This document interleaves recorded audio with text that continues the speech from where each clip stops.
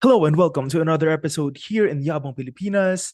And for this episode, we will talk about the 10 roles of agricultural extensionists. So to start, you can pause the video and number your papers from 1 to 30.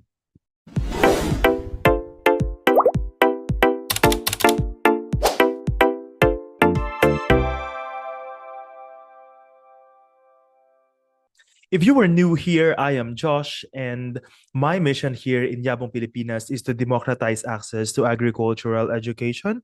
Ang meaning lang nun is that we will make materials or the coverage of the licensure examination more accessible through lectures like this posted on social media.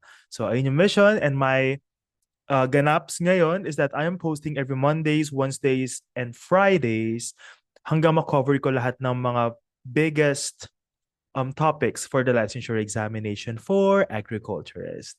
So, ayan, in this video, we will talk about the practice of agricultural extension.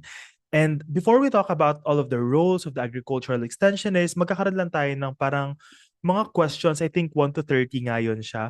Tapos, para matest nyo rin kung meron na ba kayong current na alam dun sa mga yan or kaya bang tignan through, anong tawag dito? Context clues dun sa question, ganyan. So, let's start. So, ito palang practice of agricultural extension. According to the table of specifications, meron dong 9 items. So, nakapaloob doon yung roles and functions in extension, wherein doon discuss the key responsibilities of an agricultural extension worker, illustrate how the roles and functions of an agricultural extension worker are practiced in real life situations. So ayun din, kaya rin ang mga examples and questions ko dito ay more on like merong reflection of potential real life experiences or real life questions. Ayun, real life situations, I mean. Okay? Okay, number your papers from 1 to 30. Okay, number 1. Ano to meron akong question, then I will reveal the answer. So as we go through this episode, i-check na lang din yung answers nyo. Number 1, a municipal agricultural officer connects a farmers group with a supermarket chain interested in sourcing local lettuce. Which extension role is best demonstrated? A, facilitator, B, linker, or liaison officer, C, organizer or mobilizer, or letter D, communicator. So in these questions, kaya to 30 para at least magkaroon tayo ng more grasp sa mga roles bago natin i-discuss yung kanilang mga role talaga, yung mga kanilang mga features or characteristics. Ayan. So may mga certain na mga keywords dyan. So in this case, ang keyword ay, okay, ang answer natin ay linker or liaison officer. So ang keyword ay connects a farmers group with a supermarket chain. So that can be a role of an agricultural extensionist. Next, number 2, conducting a farmer field school to teach integrated pest management demonstrates which role of an agricultural extension worker. A, educator or teacher. B, researcher or evaluator. C, leader, coordinator. Or letter D, policy influencer. The answer here is A, educator or teacher. So to teach, and then na siya, integrated pest management. Number 3, when an extension worker raises farmers' issues about fertilizer subsidies in a local council meeting, what role does he perform? A, change agent. B, advocate or policy influencer. C, facilitator, or letter D, communicator. Okay, the answer here is B, advocate or policy influencer. So ang keyword dito, yung mga issue ng farmers, inire-raise ng extension worker papunta sa local council meeting. So it means, since merong council, which is a form of policy, meron silang control, kumbaga, sa politics, sa policy, sa mga what do you call this? Implementation ng mga, ang tawag dito, ano tawag doon? Yes, I forgot the specific term. Pero yun, para meron silang control sa paggawa ng mga, hindi batas eh, masyado ano ang batas. Basta yun. Mamaya kung maalala ko, ano ko siya. Sasabihin ko. So meron silang control to do those resolutions. Ayun pala. Resolutions, ganyan. So, policy influencer. Pwedeng makatulong yung agricultural extensionist na kung ano yung mga issue ng mga magsasaka natin na nasa field, dadalhin niya yung mga issue na yon papunta sa council meeting. So yun ay ang role naman na advocate or policy influencer. Number 4, during a community workshop, the extensionist helps farmers identify production challenges and possible solutions together.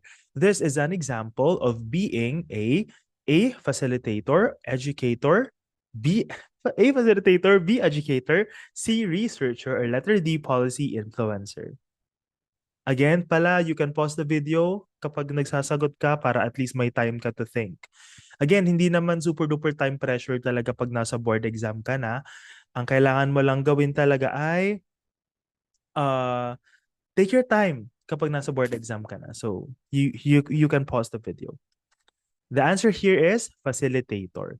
So dito, during a community workshop, the extensionist helps farmers identify helps, ayun yung isang keyword, and yung possible solutions together. So it means hindi lang nagbibigay basta ng solusyon yung mga agricultural extensionist, meron din silang role or pwede rin silang maging facilitator na okay, magtatanong muna sila dun sa mga farmers, okay, ano ba yung mga problems nyo, ganyan. Tapos tatanungin rin niya yung ano yung mga naiisip ng farmers na mga solusyon. So ayan, facilitator. Kumbaga, fina-facilitate niya yung learning o yung pag-arrive ng mga farmers into a specific solution. Number 5, introducing a new sustainable farming technology to replace traditional methods best reflects the role of A communicator, B, change agent, C, organizer, or letter D, advisor. Good afternoon. Especially to all of the finalists. Wala na, bulok na yung ano na yan kapag pinapanood mo ito ng 2030, baka hindi nyo na alam yan. Okay, so the answer here is change agent. So, keyword, new technology to replace traditional methods. So, best reflects yung change agent. Ibig sabihin, may pagbabago kang gagawin or i-introduce sa isang farming community. Next, a barangay cultural worker forms a group of vegetable growers to strengthen market negotiation power. He is acting as an A, organizer or mobilizer, B, linker, C, leader or coordinator, or letter D, researcher. So the answer here is organizer or mobilizer. So dun sa term pa lang na forms. Ayun, kapag bumubuo, ayan, nag-organize siya or nagmo-mobilize. Kapag sinabing mobilize, saan ba natin yung karaniwang naririnig? Mobile or gumagalaw. Ayun. So, kumbaga, siya yung nag-act sa likod na parang, okay, ano ba yung mga pwedeng connections? Ano yung pwedeng sistema na pwedeng gawin ng mga farmers, ganyan. Mobilize paggalaw ng mga functions within a community, parang ganon. So, ayan. Isa rin yan sa mga role ng agricultural extensionist. So, organizer or mobilizer. Number 7, conducting a post-training survey to determine farmers' adoption rate of organic fertilizers demonstrates which role: A, researcher or evaluator, B, educator, C, facilitator, D, leader.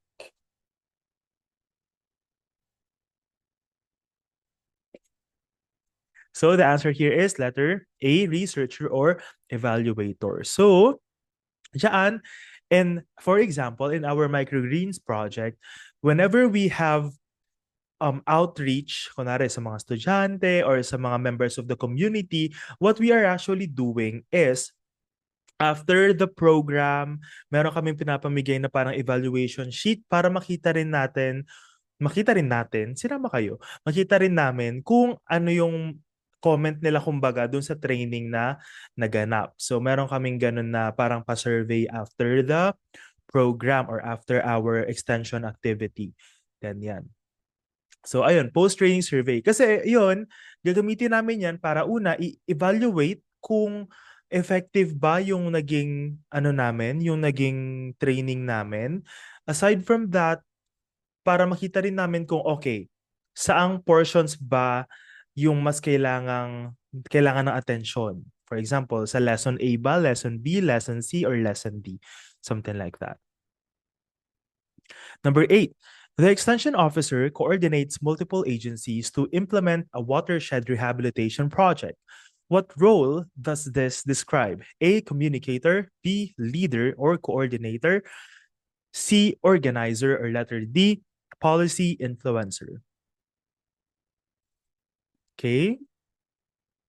The answer here is leader or coordinator. So from the question itself, meron doon the extension worker coordinates multiple agencies.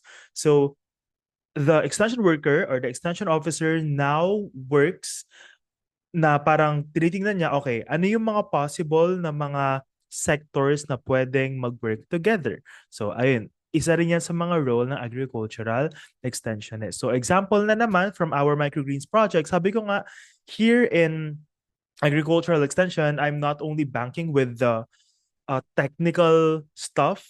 I am actually banking sa experience ko rin as someone who is a part of an extension project sa university for the past years. So, ayan. And also, as my job then na nagko-communicate online ng mga stuff through my passion projects like Sprout of Philippines and here sa Yabong Pilipinas. So, ayun yung mga bagay na kailangan din talagang parang yung mga sinasabi ko ngayon, fruit siya ng mga experiences ko on those endeavors that I had. Ayan. So, example na lang for dun sa Microgreens project, nagko-coordinate kami. Kunwari, merong isang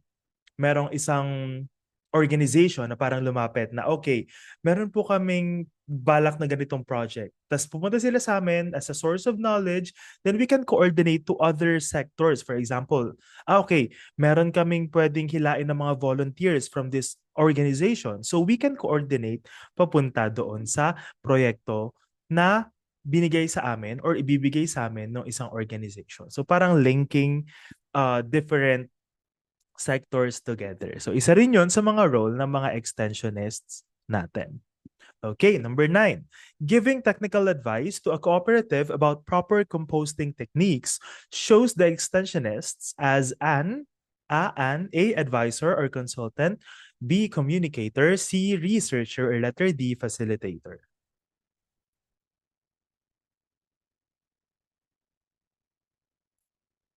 So the answer here is A advisor, advisors, or consultant. Ayan. So technical advice, and then na yung key term. Ayan. So advisor or consultant. Number 10. A radio program host explains new rice pest management strategies to farmers in simple language. This demonstrates the role of A researcher, B communicator, C educator, or letter D change agent.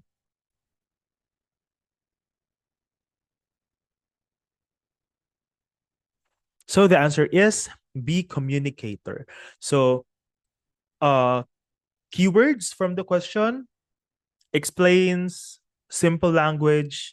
Yan, dapat ang ating mga agricultural extension worker, they can explain highly technical concepts into understandable bits, kumbaga, or parang forms, ganyan.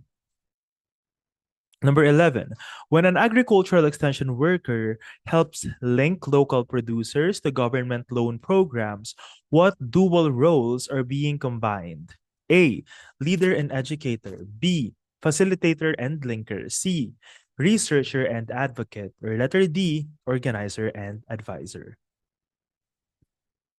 The answer here is facilitator and linker. Ayun. In agricultural extension, one of the things that I remembered when I took the board exam is that very ano siya, parang marami akong naaalalang situations. So kaya ganito ako gumawa ng, anong tawag dito, questions on agricultural extension, as instead of like doing super duper, anong tawag doon, objective na types, ginagawa ko siyang situational. Kasi again, lagi ko sinasabi dito in this channel na hindi natin alam, one of these days, merong change na magbabago sa PRC or what, ganyan. So at least, these materials that I am producing now can be sustainable. Now, whatever type of question, ang iba to sa inyo, hindi kayo nagbe-base lang sa parang super duper objective types. Ayun. Marami kayong type ng question na naaral sa inyong review for the licensure exam. So ito, facilitator, yung link, ayun na, linker na agad dun sa portion na yun. So, pwede mo na nga actually masagot siya kapag nakita mo pa lang yung link eh. Ayan. So, linker. Ganyan. Number 12, encouraging farmers to adopt climate resilient practices after a series of training programs reflects the extensionist's role as A, educator, B, change agent, C, linker, or letter D, researcher. Okay, the answer here is B, change agent. So the key term is encouraging farmers to adopt climate resilient practices. So encouraging dun sa portion na yun. Number 13, an extensionist gathers feedback from farmers after a field demonstration to improve future programs. This is an example of being A, researcher or evaluator, B, educator, C, communicator, D, organizer. The answer here is letter A, researcher or evaluator. So gathers feedback, andun na naman siya, from farmers. So researcher or evaluator. Medyo inuulit na lang natin siya para tumatak sa inyo. Number 14, coordinating farmer organizations, cooperatives, and LGUs to implement an agritourism project highlights which role? A, leader or coordinator, B, facilitator, C, advocate, or letter D, consultant.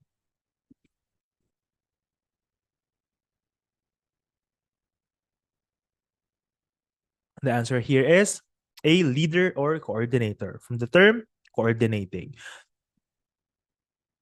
Number 15, an extensionist explains government policy changes on fertilizer subsidies during a farmer's meeting. This shows his role as A, communicator, B, policy influencer, C, researcher, or letter D, change agent. The answer here is A, communicator. The key term is explains. Number 16, persuading a community to shift from chemical pesticides to organic pest control is an example of what role? A, educator, B, change agent, C, communicator, or letter D, facilitator. The answer here is B, change agent. So the key term is persuading. Persuading a community to shift. So may change ulit, change agent. Number 17, a farmer group leader motivates members to attend training and participate in a new marketing project. This shows the extension workers function as A, organizer or mobilizer, B, policy influencer, C, researcher, or letter D, advisor. Okay, the answer here is A, organizer or mobilizer. So nandun yung term na motivates to attend and motivates to attend. Ayan.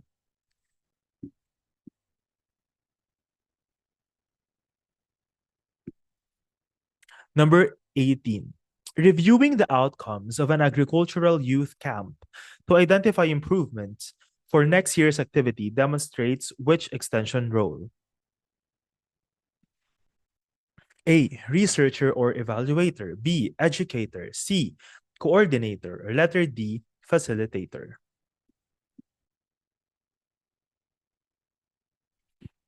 The answer here is A, researcher or evaluator. Number 19, an extension worker helps local farmers draft a policy recommendation to improve irrigation scheduling. This reflects which responsibility? A. Advocate or policy influencer. B. Communicator. C. Change agent. Or letter D. Researcher. So the answer here is A. Advocate or policy influencer. Next, number 20. Leading a team of extension workers to ensure project implementation and reporting falls under which role? A. Leader or coordinator. B. Organizer or mobilizer. C. Facilitator. Or letter D. Advisor. The answer here is letter A. Leader or coordinator. Next, a group of corn farmers in Isabela is struggling to access buyers for their harvest. The agricultural extension worker arranges a meeting between the farmers cooperative and a feed company interested in local corn. What role is primarily shown? A. Educator or teacher. B. Linker or liaison officer. C. Researcher or evaluator. Letter D. Change agent. The answer here is B. Linker or liaison officer. So, ayan, nilink ng agricultural extension worker yung farmer at saka yung feed company na pwedeng bumili ng mga ganap. Ayun kasi yung word of the week ko. Ano tawag, ayun, ng products ng ating local farmers. So, nilink niya yung dalawa. So, linker or liaison officer. Number 22. In Nueva Ecija, a young extension worker trains newly organized farmers on how to prepare and use organic fertilizers using farm waste materials. This best represents the role of A. Educator or teacher, B. Communicator, C. Facilitator, or letter D. Policy influencer. The answer here is A. Educator or teacher. Trains. Ayun yung key term. Trains. Next. Farmers in Bukidnon are hesitant to adopt contour farming despite soil erosion problems. The extensionist conducts a field demonstration showing the benefits of contour farming in nearby plots. What role does the extensionist fulfill? A. Organizer or mobilizer. B. Change agent. C. Researcher or evaluator. Or letter D. Leader or coordinator.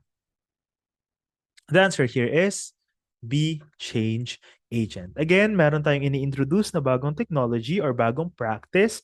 So, may change na mangyayari. So, kapag merong ganon sa situation or what, the answer is change agent.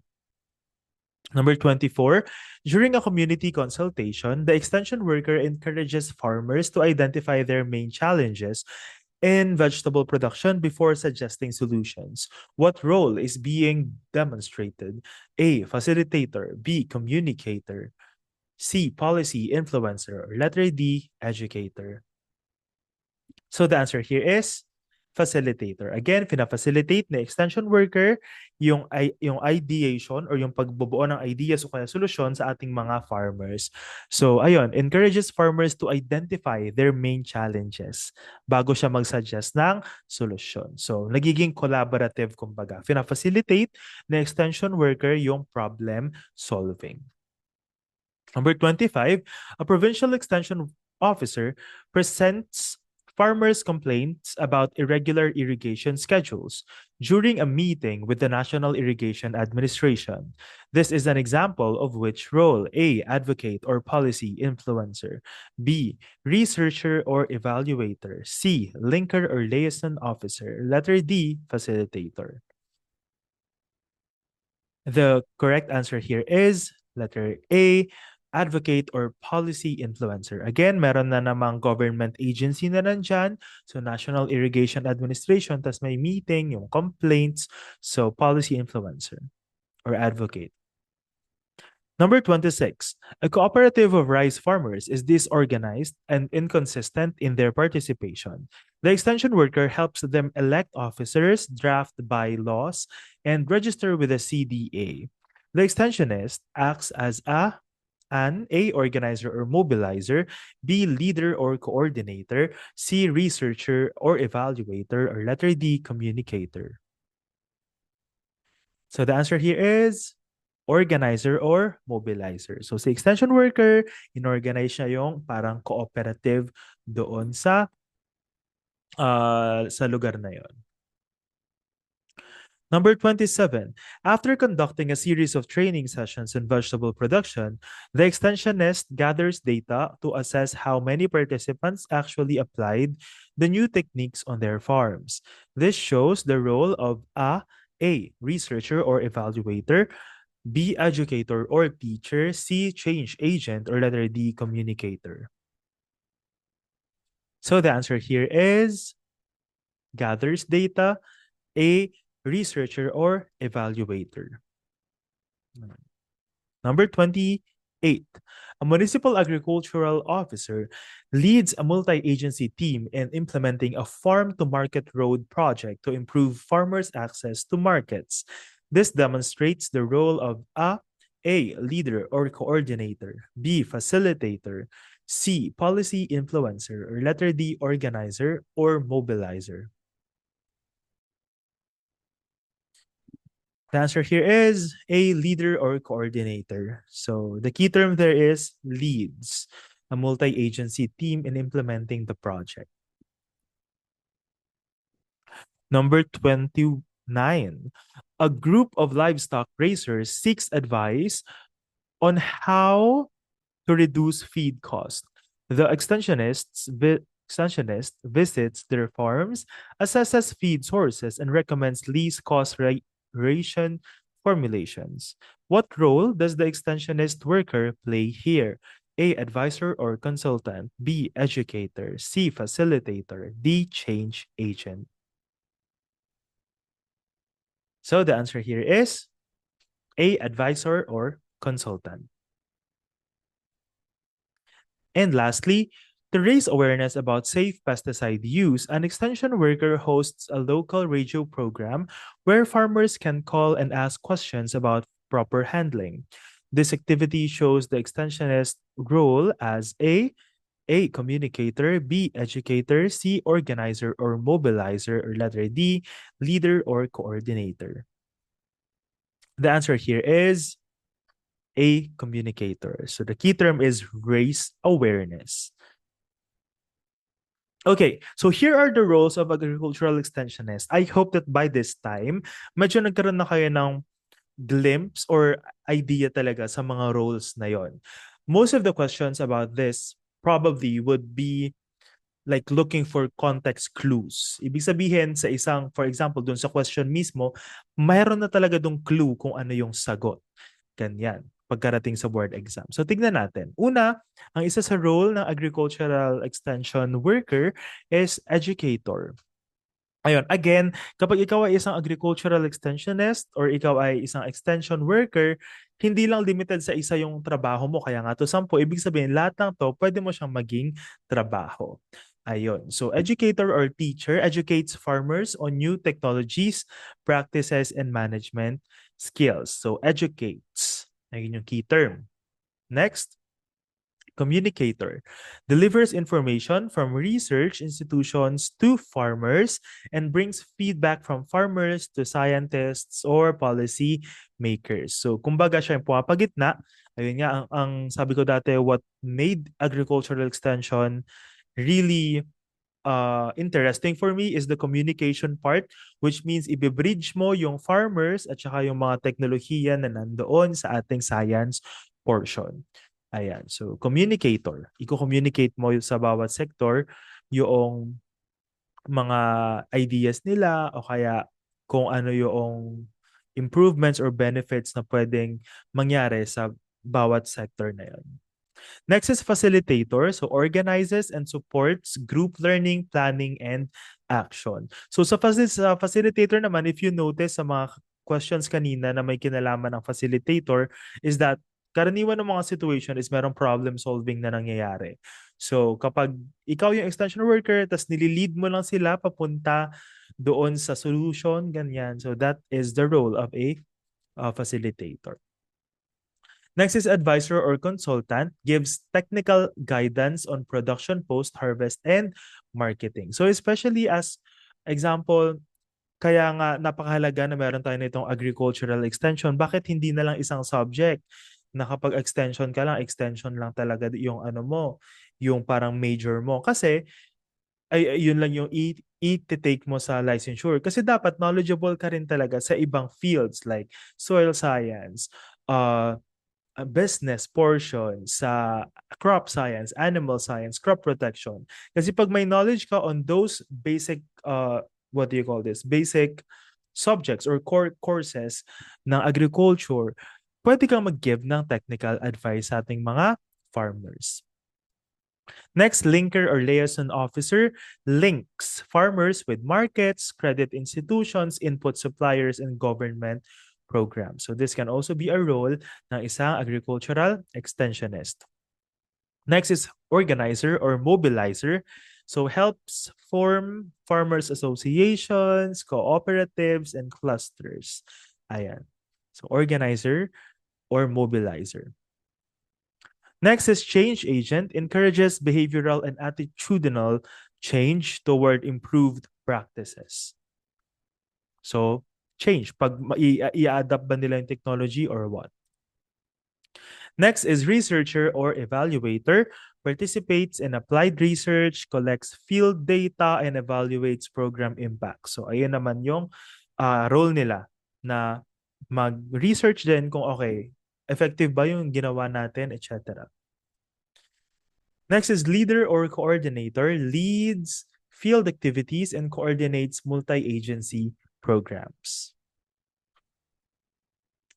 Next is advocate or policy influencer, represents farmers' need and policy discussion. So again, pwedeng kapag kunwari, merong meeting ang council o ang bayan, ganyan, yung mga councilors, etc. So pwede mag-represent doon din yung ating agricultural extension worker. And that's it for the practice of agricultural extension. Again, like kong sinasabi here, you will not pass the boards because of me, kasi kayo yung magtatrabaho dyan. Ayan. Ayan yung like kong sinasabi. Kasi I feel like most or a lot of like review centers parang parang kinikredit nila sa kanila yung kapag may ganitong number of passers or what, etc. Although yes, they help, but I firmly believe na you will reach your license or your license because of yourself. Ayan, nandito lang kami to guide, nandito lang kami to give knowledge, ganyan. Pero hindi kami yung reason kung bakit kayo mag-ano. Kasi kayo yung magpupuyat, kayo yung mag-aaral, etc. Ayun. So, if you learned something from this video, kindly like, subscribe, and click the notification bell para magkaroon kayo ng, anong tawag dito? Para masuportahan nyo rin ang Yabong Pilipinas, and at the same time, magkaroon kayo ng flow of knowledge throughout the review season for the licensure. Ayan. Ang goal ko dito is to finish creating contents like this in all of the subjects na meron. So, ang lagi kong sinasabi, hindi naman kailangan na as in super duper lalim talaga na ng knowledge on every subject, kasi ang boards is palawakan talaga ng knowledge.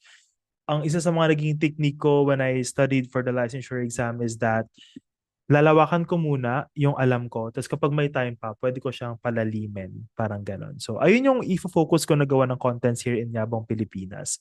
And yeah, thank you very much for listening.